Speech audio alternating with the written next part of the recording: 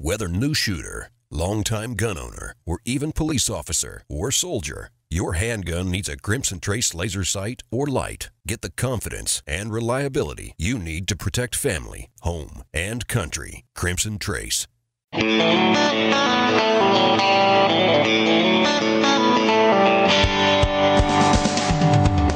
This week on Tom Gresham's Gun Talk, Tom talks with former Representative Bob Barr about his constitutional watchdog group, a new organization fighting for the preservation and expansion of NFA rights, and firearms and state fairs. No entry for some, for others, a friendly check.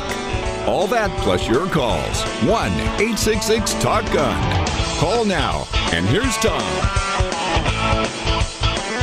Boy, talk about a full plate. We have it for you today. Yeah, I'm Tom Gresham. It's Gun Talk. 866-TALK-GUN will get you in here. Also on Twitter, I'm at Gun Talk. My email address, tom@guntalk.com. Frankly, the easiest way to do all this thing, to communicate, is just remember this. Dial the number 1 and then Tom, Talk, Gun. That gets you in here. A lot of things going on. We are days away from the midterm elections. Hugely important, very important. And razor-thin margins in many places. The control of the Senate is up for grabs. Could be hugely important. Well, will be very important. If you are paying attention to this, if you are crazy about this stuff the way I am, and you're on Real Clear Politics and you're checking the polls all the time, you're watching this thing swing back and forth, it's a little bit unnerving is what it is. So we turn to a true political pro, a fellow who you know his name, you know where he comes from. Congressman Bob Barr served in the United States Congress from 1995 to 2003, a very prominent politician and observer of the political process, now both a university professor and still a raconteur when it comes to politics. Bob, thank you so much for spending some time with us. It's great to be with you. Thank you. Absolutely. To say that you follow politics is like maybe the understatement of the century, I would think. It's well, everything is pretty much political, and our freedoms are so much at stake these days. Whether it's our precious Second Amendment freedoms, our First Amendment, our Fourth Amendment to be free from government search and seizure, or Fifth Amendment property rights, they're all under siege, and that's why I've been very active politically, certainly, and also with our new organization, Liberty Guard, that tries to fight for liberty in the real world. Absolutely. Now, do I read this right? You actually joined the Libertarian Party and then you went back to the Republican Party in 2012. Is that correct? Yes. The reason for that was when I ran for office this past time for the Congress for an open congressional seat. I wanted to win. And the fact of the matter is, you simply, certainly in Georgia and nationally, and as well as in most states, you simply can't win as a third-party candidate. You have to run as a Republican or a Democrat, and I'm certainly not a Democrat. No. Also, I found that in recent years, in the last few years, the Republican Party has returned to, at least to a large extent, to its libertarian with a small L roots, which it had strayed from significantly during the Bush II administration. Well, that kind of brings us all the way around from small L libertarian to Liberty Guard. What is Liberty Guard? Liberty Guard is a 501c4 organization. That means we can advocate in the political arena. We can educate. We can be very much involved in public policy matters. And Liberty Guard seeks to restore and fight for liberty in the real world. In other words, we're not so much interested in a particular issue. There are some very, very good organizations out there, one of which I'm associated with as a board member, and that is the National Rifle Association, or NRA, that fights for Second Amendment rights. But Liberty Guard is much broader. We're not interested in theoretical or hypothetical issues. We're interested in fighting for liberty in the real world, fighting against TSA overreaches, for example, fighting against government regulatory abuses, for example. And what we've done so far at Liberty Guard, and we have our website and Twitter and Facebook accounts and so forth. But what we've done so far, just recently, for example, in addition to having been involved in fighting TSA and fighting against Obamacare, we've issued a scorecard for members of the House and the Senate on liberty issues, not Republican or Democrat or conservative or liberal issues, but liberty issues, because we think it's important for voters and citizens generally to know where their representatives stand, regardless of their political party, on issues relating to liberty. Give me an idea, if you're scoring a congressman or a senator, when you say liberty, what type of issues? You have to have like a checklist of, okay, these are the issues or these are the things that we're looking for. What are you looking for?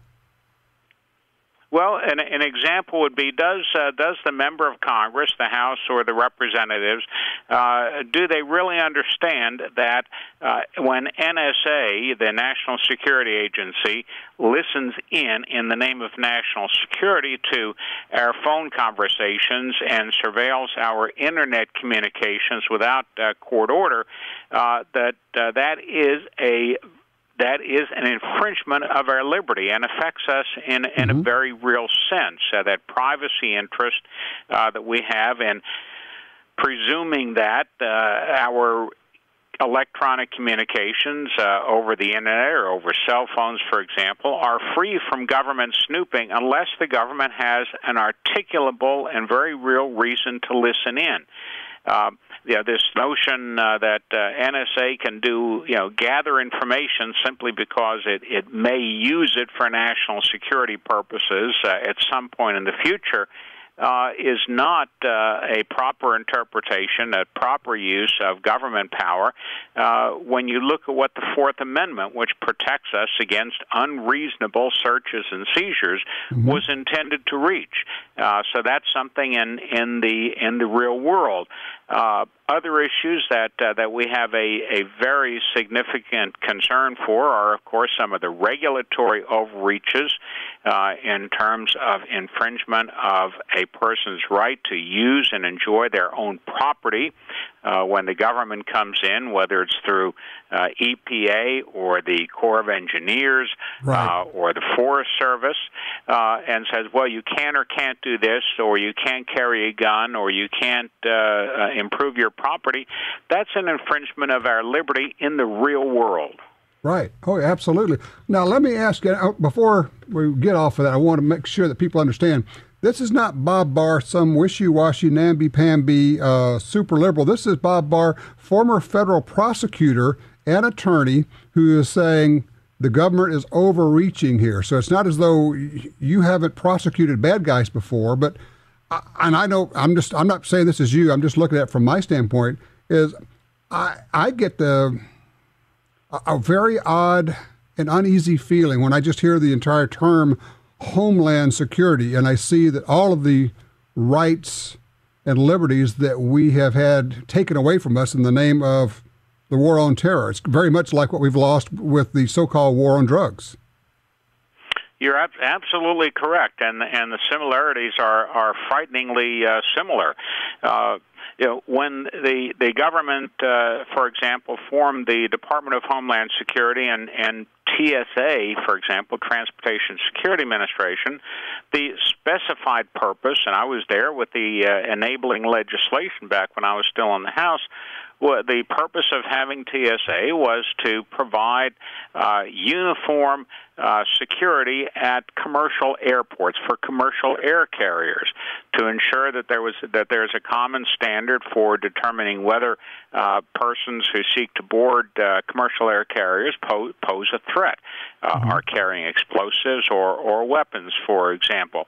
Well, typical government incrementalism and overreach. What has happened in the 12 years or so since we've had TSA is now they're claiming that their mandate extends to buses, to rail service, to highway transportation. So we've seen in recent years, for example, the TSA setting up checkpoints with local law enforcement on interstate highways in various states and stopping trucks and other vehicles simply because they're traveling on a highway that is government paid for with government monies. Mm-hmm. That is a clear overreach, yet they're doing it in the name of, as you say, homeland security, which can mean anything to anybody in the government. Sure, absolutely. I mean, and I know these are the kind of things that you're watching at Liberty Guard. If people want to get involved, they want to look at your scorecard, because I know you're scoring the candidates right now, what's the best way? Best way is to go to our website, www.libertyguard, one word, libertyguard.org. And they can go. We have a Facebook account, also simply Liberty Guard on Facebook, or a Twitter account. But the easiest way is simply to go online to Liberty Guard, and that will give them access to the whole range of activities. We do periodic Liberty updates. We're going to be doing. We've sent questionnaires out to candidates for office, and we have the new scorecard that we just issued about a week or so ago that scored House and Senate members on. I think we had 10 different liberty-based issues that we scored them on. Okay, sounds great. So libertyguard.org is still going to be the best way for people to get to catch up, and also they can volunteer, they can get involved. Absolutely. We welcome people to get involved.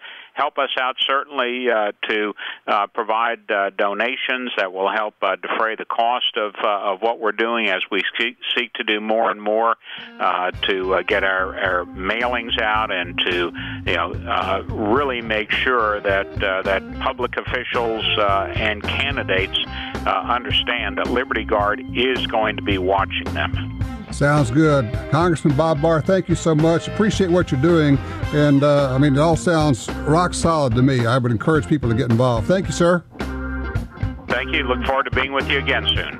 All right, you take care. All right, 866 Talk Gun, open lines. I'm Tom Gresham. This is Gun Talk.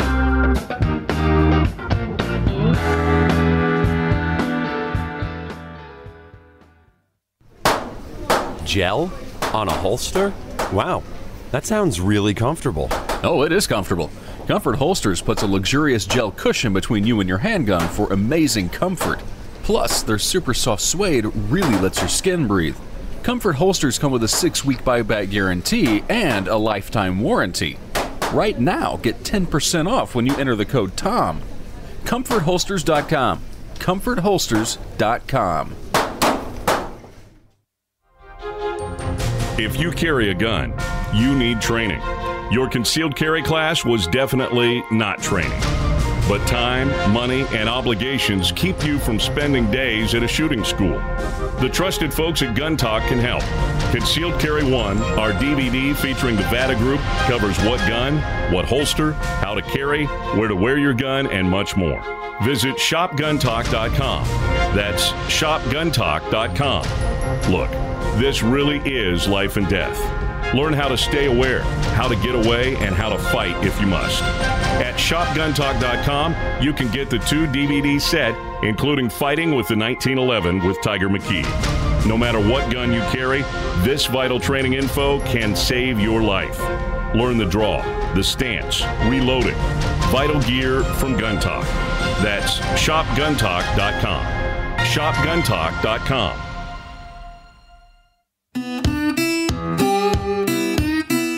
A great trigger can make you a better shooter. For over 60 years, Timney triggers have been trusted by hunters and shooters everywhere.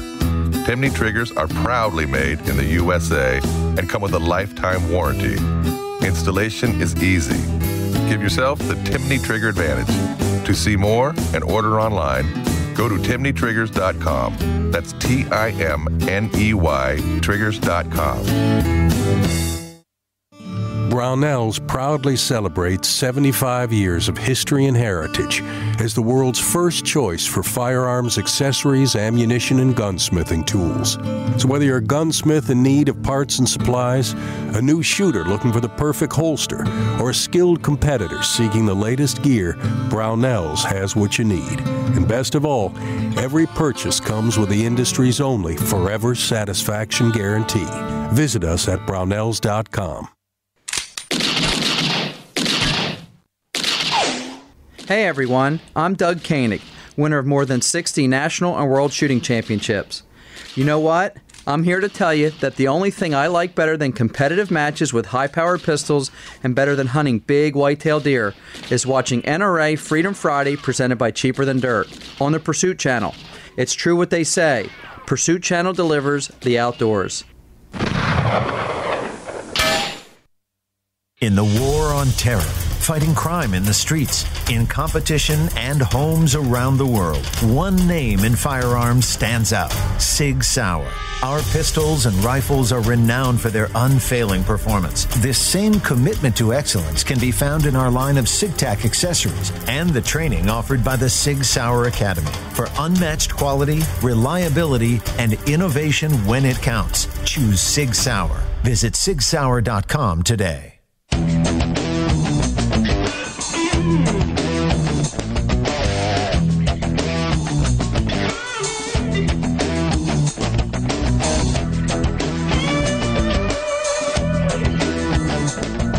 Know your rights and how to apply them in these uncertain times. Keep it here on Gun Talk and you'll be informed with accurate information and the facts. Now, Gun Talk continues.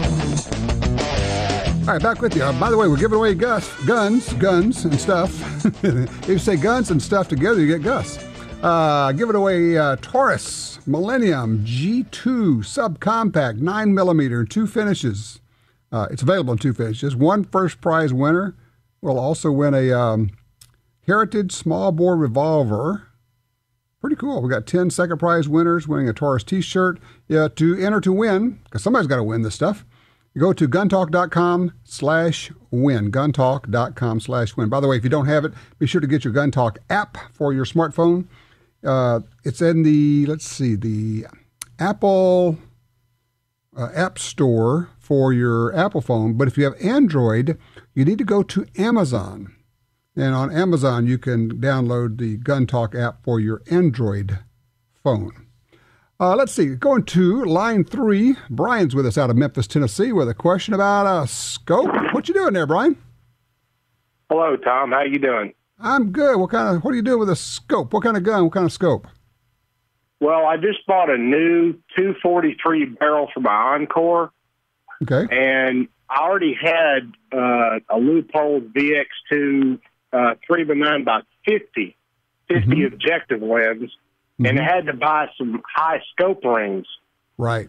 And sighting them with my laser sighter, which I use to sight in everything else, I've noticed that with the higher scope rings, and of course with that I had to buy a cheek rest, a strap-on cheek rest so I could line it up.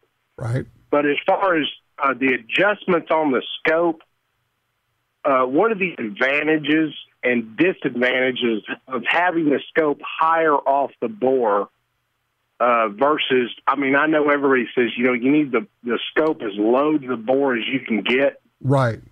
But well, is there any advantage to having it higher? Maybe you can get some longer range, or am I just wrong on that? No, the advantage is the higher you have it, the longer it takes to get off your shot. So you may be a conservationist because the deer may decide to leave by the time you get your eye lined up with the scope. No, higher scope mounting simply makes everything worse. There's nothing good about it. So I like small scopes. I'm not a fan of 50mm objective lenses for exactly that reason, because you end up having to mount your scope higher. Here's what happens, and you've already figured it out. You broke the code because you put a strap-on cheek pad, so you raise the comb of the stock. Because for those who don't know what we're talking about, if the scope's mounted high, You take the rifle and you mount it to your shoulder. You put your cheek down on the comb of the stock. That's the top line of the stock. Your eye will be below the scope. You actually will not be able to look in the scope. You'll be looking underneath the scope. So now you got to pick your chin up. You got to pick your cheek up. You got to pick your eye up to line it up to see through the scope. Now you're waving your head around in the breeze, trying to be able to see through the scope, and nothing's locked in. You talk about slowing you down. Now, you kind of figured that out, and by putting a lace on or a strap-on cheek pad, you can raise it up so that it works for you. Frankly, for that rig, that's a nice, small, compact rifle. I would want a nice, compact scope on there. You don't need a 3 to 9 by 50 on that thing. That's like a scope wearing a gun.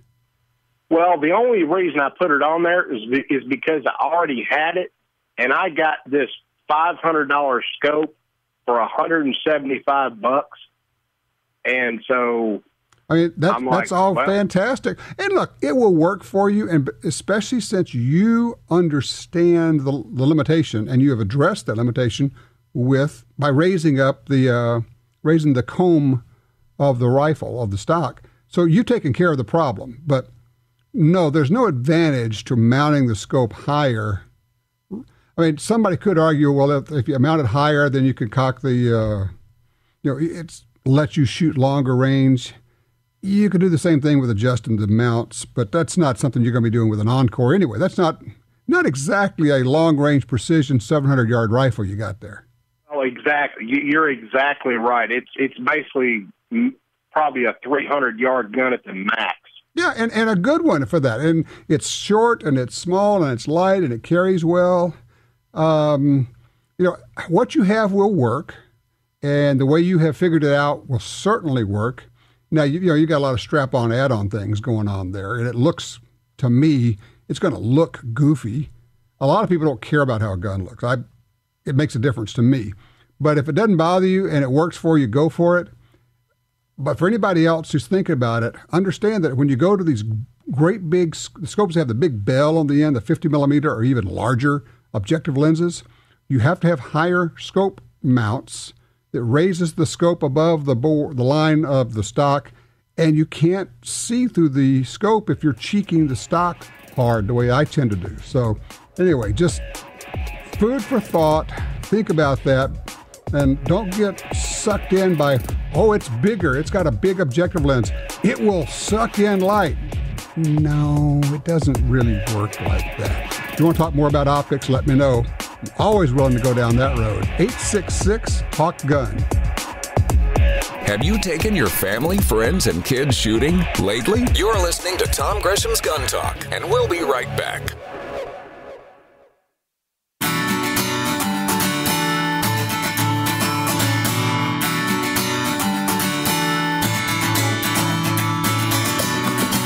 Want to be a guest on the show? Drop us a line at info@guntalk.com. You're listening to Gun Talk with Tom Gresham.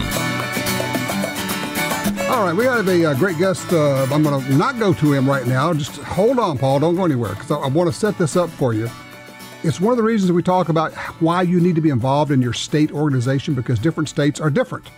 I got this email from somebody this week, and this is from Frank. He says, it might be a good, it starts off, he says, I've been taking the kids to the fair for several years. Maybe they're taking me. Anyway, I always carry when it's legal to do so. On the other occasions, I invoke my Fifth Amendment right to remain silent. The State Fair of Texas, note that this is in Texas, the State Fair of Texas actually puts on its website that concealed weapons are allowed with the proper permit. It says, I wish more businesses would do that. I've always shown my permit to the kid with a security wand to help explain why it's making all that noise. I've always been politely waved through until the other day. I showed my permit and was pulled out of line.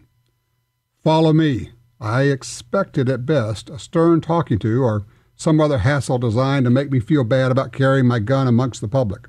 At worst, maybe I misread the rules and I'm about to be arrested. Nothing of the sort. What followed was merely a 20-yard walk or so to a kiosk where a uniformed Dallas police officer, stationed there for fair security, politely reviewed my ID and concealed handgun license, CHL permit. very cordially, inconspicuous, and mutually respectful. Maybe 20 seconds. His only admonition came with a smile. Enjoy the fair, man. We did. The punchline, he says, is with all the hostility generated by anti-gunners, at those of us who carry guns, we're kind of conditioned to expect hostility as a matter of course. Just because we expect it doesn't mean we're going to get it. Now, that's in the state of Texas. It's not that way everywhere. Joining me right now to explain that is Paul Valone from Grassroots, North Carolina. Hey, Paul, how are you? Hey, Tom. Thanks very much for having me, sir. You bet. So you'd heard what's happening in Texas. Not so much in North Carolina, huh? No, not so much, I'm afraid. We passed House Bill 937 last year, and it expanded concealed carry into a wide number of places, including assemblies of people for which admission is charged, just like our own North Carolina State Fair. Okay. Unfortunately, the Agriculture Commissioner, Steve Troxler, doesn't seem to see it that way. He maintains that there are, and I quote, gray areas in the law, and he says he's going to continue posting the fair against concealed carry. The problem is that right now we believe, and all the lawyers we talk to believe, he does not have a legal leg to stand on. We have a statewide preemption law, a uniformity of firearms regulation, and essentially it says that a unit of state government cannot pass its own rules, regulations, or laws with respect to firearms. And given that we have repealed the prohibition on assemblies of people, at least as far as concealed handgun permit holders go, there's just absolutely no legal basis for him to do so. Well, now, have you talked to this ag commissioner? What's he say? Oh, ad infinitum. We actually sat down at his request with our legal people, his legal people, and they began citing regulations which were clearly unrelated and clearly did not give them any basis for doing this. And we were unable, they've been utterly intransigent, and we've been unable to get them to see reason. In fact, he held a large, well-attended press conference in which he continues to cite these non-existent gray areas of the law. So, what's next? Well, what's next is we sue. In fact, we have filed, on Thursday, we filed Valone v. Troxler with our organization and several other plaintiffs, and we are seeking a temporary restraining order to prohibit the state of North Carolina from posting the fair against concealed carry, and the fair starts Thursday. We have our day in court. We have our hearing tomorrow, in fact. Mm-hmm. So are you seeking an injunction? What are you looking for here? Yes, exactly. We're seeking an injunction to make sure that they do not post this state fair against concealed carry. If we win this, the only thing we can tell Commissioner Troxler and others who have been, complaining that, why would anyone need a gun in a state fair? They have nothing to fear from concealed handgun permit holders. These people have proven themselves sane, sober, and law-abiding. They've been carrying next to them in grocery stores since 1995. Right, exactly. Mr. Troxler should worry a lot more about the E. coli outbreaks and the ride accidents he's had in the past. He should about concealed handgun permit holders. These people will be no problem whatsoever. Yeah, I think it's always interesting. People say, well, you shouldn't be able to carry on a campus, or you shouldn't be able to carry at a fair. I say, well, yeah, but you do understand that for like the last week, you have been standing next to people carrying loaded guns in McDonald's, at the store, at the mall, wherever you go, and nothing happens because people with concealed carry permits basically are like the most identifiable group of good guys and gals there is. And it's like you're speaking Farsi or something weird to them. They have no idea what you're talking about because I guess they can't imagine that they are every day right next to people with loaded guns. And even some people who, allegedly own firearms have told me, well, I support your right to keep and bear arms. Here comes the but, of course. Yep. But why would anybody need a gun in a fairground? Well, to them, I just had a editorial which appeared in the Raleigh News and Observer. We've documented a huge number of crimes, often mob violence. The mayor of Milwaukee was beaten with a metal pipe outside his state fair at one point. Mm-hmm. And the fact is that going to and from the fair, as well as the fair itself, can be a dangerous event. So the idea that somehow people are extraordinarily protected in a state fair, I'm sorry, it just doesn't bear scrutiny. No, all you have to do is do any kind of web search for state fair violence, state fair mugging, state fair shootings. You will find them there. Attacks happen. You end up with these kind of roving gangs sometimes at state fairs. So, Paul, listen, would you keep us posted? I feel like you're going to win this one because you have such a good track record with it. But this is exactly why people need to be involved in their state organizations. Absolutely right, and we will definitely keep you involved. And we encourage people to contribute to our organization since, unfortunately, unlike political action, legal action is extraordinarily expensive. Yeah, exactly. It costs a lot of money. Even if you have friendly lawyers who cut you a deal, that's still very expensive. Paul Valone, it's Grassroots, North Carolina, grnc.org if you want to get more information about it. Thank you, Paul. You guys keep up the good work, man. All right, 866-TALK-GUN, 866-TALK-GUN. Be right back with your calls. Give us a range report. We always want to know what you're shooting.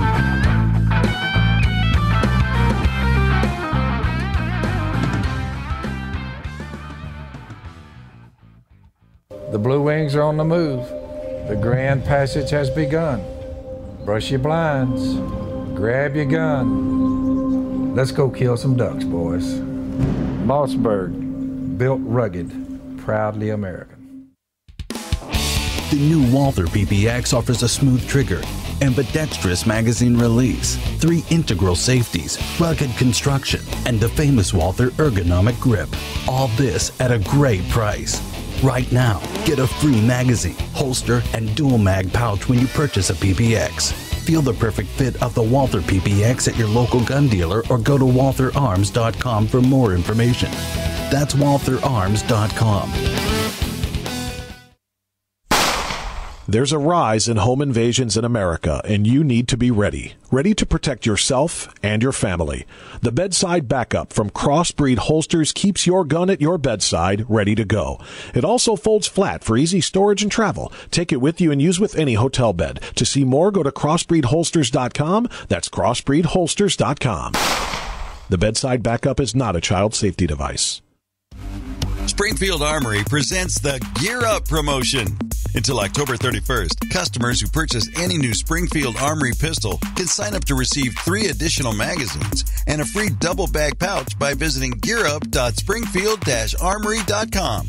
That's a value of up to $135. XDs, XDMs, the XDS, and all 1911s. To learn about all the Springfield Armory firearms, go to springfield-armory.com.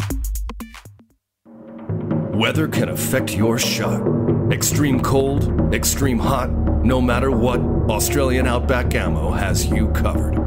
Ammunition loaded to shoot the same spot every time. And now Australian Outback offers 300 blackout with loads from a 125 grain bullet to a 220 grain subsonic load. Check it out at outbackammo.com.au. outbackammo.com.au. The Blue Wings are on the move. The grand passage has begun. Brush your blinds. Grab your gun. Let's go kill some ducks, boys. Mossberg, built rugged, proudly American.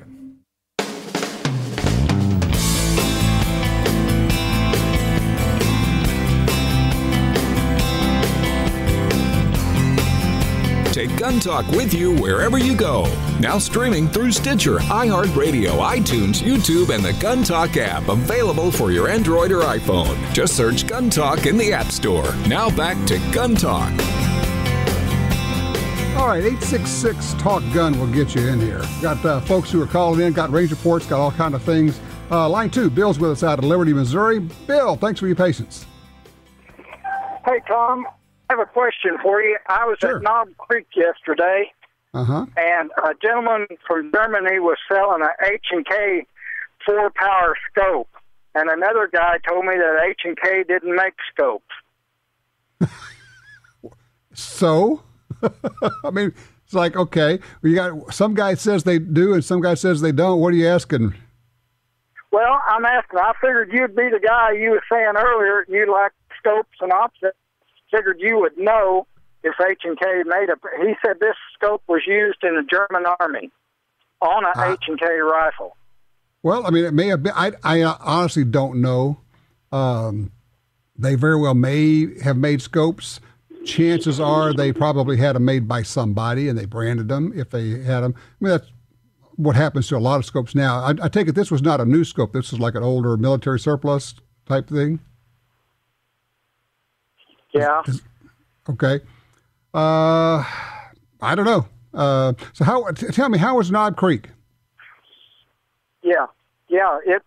I was down there at West Point. Another comment I wanted to make, I met a young man a couple of months ago that was into shooting, and he was in grade school. He called me up about a week ago and sold me some tickets for 22 ammo to be raffled off at his school. That's great. I love that. They're raffling off 22 ammo from the school. That's a great idea. People will buy raffle tickets for that these days, so that's a super idea. In fact, Bill, thank you for that. We're going to pass that along as an idea for people. If you want to raise some money for your school or for your charity, you can get yourself, find a brick of 22 ammo. You can raffle that thing off. You can get $5 or $10 for a ticket, and I guarantee people would buy that. That's a great idea. Terry's on line 3. He's out of Kentucky. Terry, what you traveling on an airline? Yes, sir, Tom. I listen to your show every week. Listen to your podcast for years. Really enjoy it. Appreciate everything you do. Going to be traveling from Kentucky to Las Vegas and then returning to Las Vegas to Kentucky. But I have a connecting flight to Chicago. Mm-hmm. I know you were there last week. And I'm a little concerned about if I might have to check a firearm there. Wondering if you have any advice. So you're getting on the plane in Kentucky, and then your destination is Vegas, and then starting in Vegas and going back to Kentucky? Yes, sir. And then I have a layover in Chicago. Yeah, but you're not going to get your bags in Chicago. Well, I don't plan to, but in the news there's been a couple of instances where people missed their flight and had to recheck the firearm. Right, exactly. And I got to tell you, if it was New York, I would say don't do it. If it's Chicago, I'm not nearly as concerned about it. I don't think that's be an issue. If you're very concerned about it, of course, you can always ship the gun to yourself. So you don't have to take it on the airline at all. Well, if say I missed my flight in Chicago, would I be legal to have that firearm in Chicago? No. Well, legally, yes. If you're under the Firearms Owners Protection Act, you would be legal if it's locked up, unloaded in your, airline-approved case. Whether or not Chicago recognizes the law, which we know in many cases they don't, that's another question. So that's what I say. If it were me and I were going through Chicago, I would go ahead and check the bag. I wouldn't worry about it a whole lot. If it were New York, I would not do it. That's a whole different deal. I also would consider shipping the gun to myself so I don't go on the airline, don't have to check it on the airline at all. Just ship it to yourself. So anyway, that's just a thought for you there. It's a possibility. I appreciate that, and good luck on the trip. Let's see. Line 1, Quentin is in North Carolina. Hey, Quentin, what you looking for? Hey, how you doing? Good.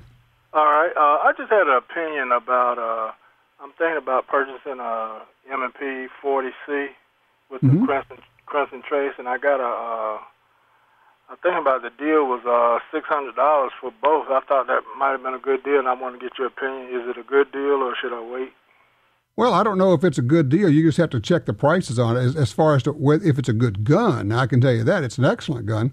I have kind of moved from the 40 back to the 9mm, but it's just personal preference. But I will tell you, I think the Smith & Wesson M&P Compact, the M&P-C, is a really good carry gun.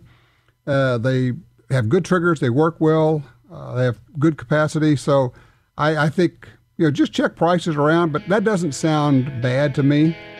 And as far as whether the gun is good, it's absolutely wonderful. Love the M&Ps. I have several of them, full-size and compact. It's kind of our go-to gun when I'm trying to start people out and teach them to shoot. I like an M&P 9mm for that, and so you can never go wrong with those. All right, 866-TALK-GUN, 866-TALK-GUN. Buying a gun? Got a range report for us? Give us a shout. This is Gun Talk. You don't have to agree with Tom to participate in the show. Call now with any of your concerns about guns, gun rights, or particular firearms, or suggestions for your shooting activity or personal protection. 1-866-825-5486. Gun Talk is coming right back.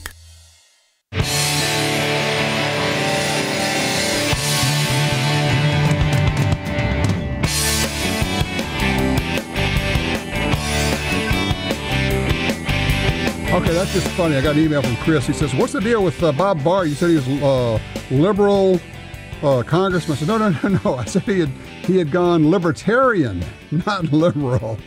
They sound kind of alike, but they sure are not the same. 866-TALK-GUN. Richard's on line 4 out of Fort Worth. What you looking for, Richard? You shopping? Hey there, yes, sir. I was just thinking about getting my first handgun. I was hoping to get your take on, there's so much out there. Oh, yeah. What to consider, what to look at, and how to, find the direction for my purchase decision. What to think about. All right. First question is what's it for? Is this just for target shooting, or are you also thinking about having it for self-protection? Well, eventually I was thinking about getting it for carrying just once I'm comfortable with it, just because I wouldn't want to do that unless I'm comfortable with it. I'm sure you understand that. Sure. And so eventually I think that's the end goal. Okay. Not knowing anything else about what you're looking for, generally I like to, if they don't have any experience, I like to start people out with 22s. The recoil is low, the noise is low. The ammo, while a little bit difficult to find, is still less expensive generally than centerfire. But if you're only going to get one gun to start off with, I'm going to recommend that you get a full-size, not a little bitty one, a full-size 9mm semi-auto pistol. And it can be, doesn't matter. I mean, literally doesn't matter. Springfield Armory makes great guns. Ruger, SIG, Smith & Wesson, just any of the major brands. Find one that you like the feel of it, you like the look of it. Go in the store and handle it and say, okay, this feels good to me. Just get a quality, and I stress quality 22, not 22, a 9mm semi-auto. If you get a chance to rent, some stores have ranges and you can actually rent them and try them out, even better. But I think probably, because 9mm ammo is pretty inexpensive now. You can buy it fairly cheaply. And when you want to use it for self-protection, then you don't use that cheap ammo, that range ammo. You buy expensive hollow point or expanding bullets, and then that's going to be good for self-defense. But that stuff's much more expensive, but that's because it's worth it, because that's what you use to save your life. But I would say a semi-automatic 9mm would be the way to go. Well, that gives me some direction. I appreciate it, Tom. All right, good luck with it. I appreciate your call. Let's see. Ron, line 3, question for us out of Arizona. Hey, Ron. Hi, Tom. First statement is I really enjoy the after show. Oh, wonderful. Really, I can't wait till you post it. Good deal. Okay. My biggest question is, could you go into more detail about shipping a gun to yourself if you're going to another state? Sure. Or you're in another state and you want to ship it home? Yep. FedEx, UPS, don't take it to their places because they have stupid rules about shipping guns. They're not laws. They're just their rules. I like to ignore them whenever possible.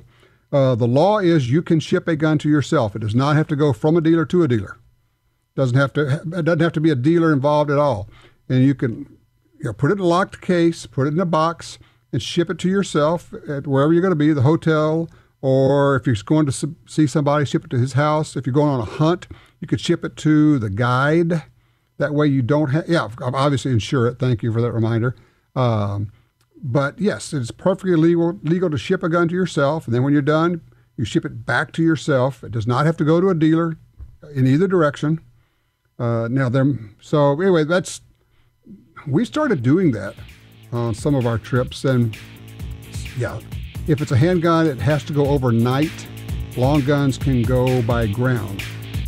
Whether or not you want to send stuff ground, it's your call on it. But that's the dealio on that. So I like to take it to the little shipping places and not the actual FedEx place. So that way you can just drop it off. If you have your own account, just drop it off and then pick it up when you get there. No black helicopters here, just the facts about gun rights and gun ownership. This is Gun Talk.